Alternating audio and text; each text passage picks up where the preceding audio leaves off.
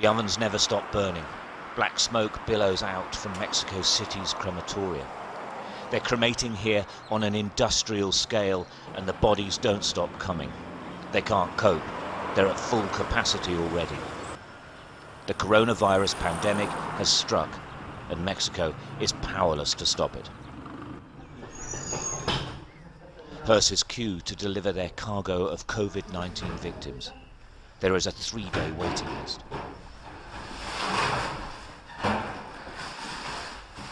In full hazmat gear, crematorium workers deliver the bodies to the huge ovens.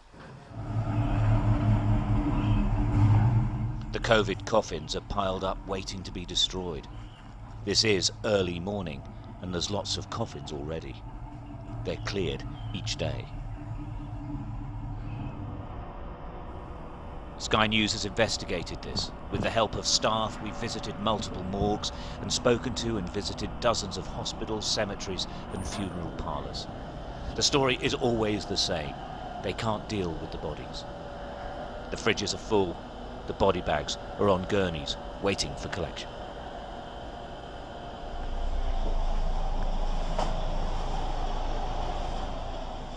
In an autopsy room, the investigation tables are now redundant. They're surrounded by body bags. There is no room in the rest of the hospital's morgue facilities.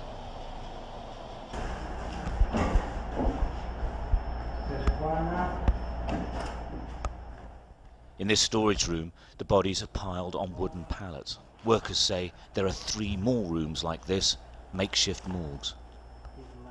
A funeral parlour worker has to pick through the corpses to find the right body to take away for cremation. This is what it's like. There are so many dead, it's hard to keep track, and in truth, this is only the beginning.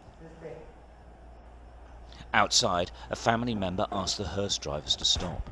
He wants to see the body inside the coffin. The system is so overstretched, he wants to make sure he's about to cremate his actual family member. He, like most people we've spoken to here, doesn't trust the government or the system. It's breaking down. People are getting angry. Carlos is waiting for his sister to collect the cremated remains of her husband. He doesn't believe a single word the government says. Claro, todos están mintiendo, obviamente. Aquí todo es una revuelta.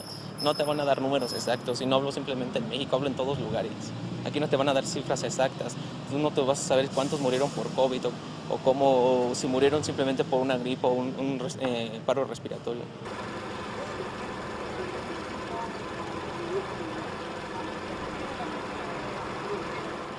The truly heartbreaking part of all of this is outside the crematoria.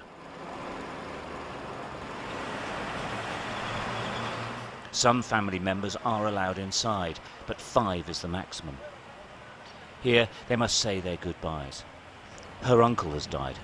She had no chance to say anything to him. She couldn't say goodbye, and she can't enter the crematorium. Her uncle is dead. The finality is crushing.